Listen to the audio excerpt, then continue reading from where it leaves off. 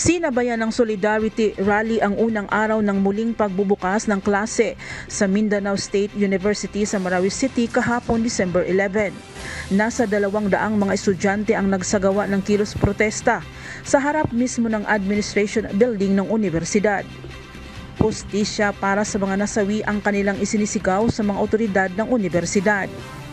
Nanawagan din silang magkaroon ng konkreto at long-term security plan sa loob ng campus. Bukod dito, hiniling din ng mga naturang mag-aaral ang pagkakaroon ng online classes. Ang isang concern po namin is we should move muna sa online class kasi we commend the administration actually that they're doing the security na. However, bakit ko kayo, ba't pa kayo itutuloy ang what do you call this, ang face-to-face class, hindi pa naman assure na safe na agad yung university. We keep on saying that MSU is safe. However, di natin masisisi ang mga estudyante na galing pa from other provinces na hindi na feel safe because of the bombing incident.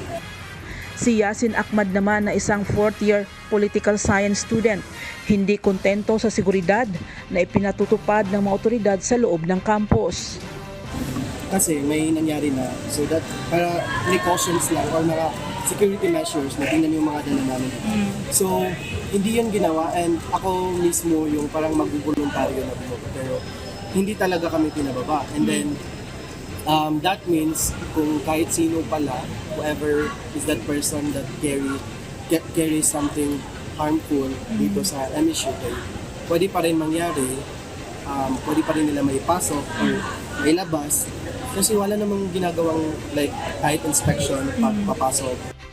Si Mujib Kamar naman na 4th year electrical engineering student nakaranas na mawala ng kaibigan matapos barilin. Kaya't ganun na lamang ang kagustuhan nilang mas mapaigting ang seguridad sa universidad.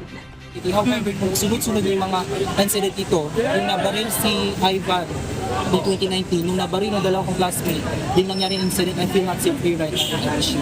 And right currently, I commend the university because they launched a lot of AFPs, Sundalo, and they have this, nag-launch pa sila ng K9 dogs, ano pa ba? Yes, thank you, but we need concrete plan for security. Kasi di natin alam, di natin nakukontrol kung sino ba pumapasok. Pabor naman ang ilang estudyante kung maisakatuparan ang long-term security forces sa campus. Para sa akin, much better na long-term. Depende na yun kung anong napag-usapan nila sa university, kung long-term, nasa kanila na. Pero is their decision kung gano'n, mas mabuti para.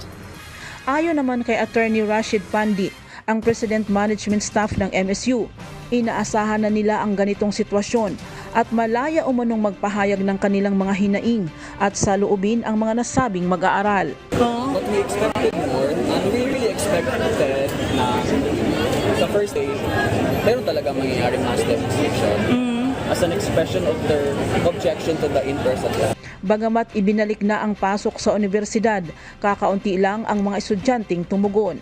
Ayon sa pamunuan ng MSU, posibleng takot pa ang ilang mga estudyante o mga magulang matapos ang nangyaring malagim na trahedya na ikinasawi ng 4 na individual noong December 3. Diyos ang aming sandigan, serbisyo publiko ang aming pinahalagahan. Mula sa Iligan City, Weng Fernandez, Huma Hataw.